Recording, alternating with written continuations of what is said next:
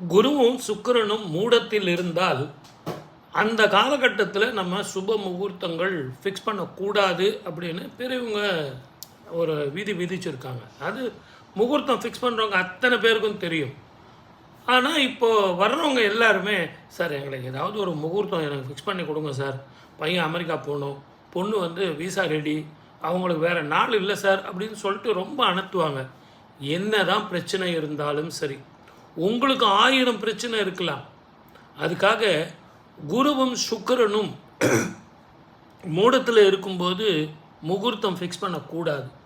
என்ன காரணம் அப்படின்னு கேட்டிங்கன்னா, 45 நாளில் இருந்து 60 நாள் வந்து குருவும் சுக்கிரனும் மூடத்தில் இருப்பாங்க.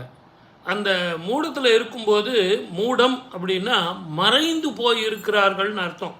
முதல்ல மூடம்னு பொதுவாக பேசுவாங்களே ஒழிய அதனுடைய உண்மையான அர்த்தம் என்னன்னு நமக்கு தெரியணும். குரு அப்படின்னா புருஷன் அர்த்தம், சுக்கிரன் அப்படின்னு சொன்னால் பெண்ணுன்னு அர்த்தம். இந்த இரண்டுமே மறைந்து போயிருக்கும் காலத்தில் கணவன் மனைவியாக இருவருமே விவாகம் செய்வது என்றது சுபமான காரியமாக இருக்காது.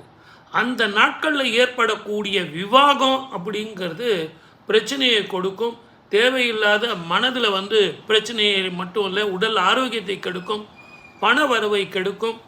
ஏதோ ஒரு பிரச்சனை வருங்க, பெரியவங்க இதெல்லாம் பார்த்து தானங்க சார் சொல்லியிருக்காங்க. ஆகவே இந்த சுப விரய காலத்தில், இந்த சுபங்கள் வந்து கெட்டு போகும் காலத்தில் நம்ம பண்ணாமல் இருக்கிறது நம்ம குழந்தைகளுக்கு நல்லது சார். ஒரு 45 நாள், ஒரு 60 நாள், 45 to 60 டேஸில் தான் அது இருக்கும். அந்த நாளில் நீங்கள் சுபம் பண்ணாமல் தவிர்த்து அடுத்த முகூர்த்தத்தில் வந்து நீங்கள் பார்க்கறது உங்கள் குடும்பத்துக்கும் நல்லது, அந்த கணவன் மனைவிக்கும் நல்லது, அவங்களுடைய உறவுகளுக்கும் நல்லது.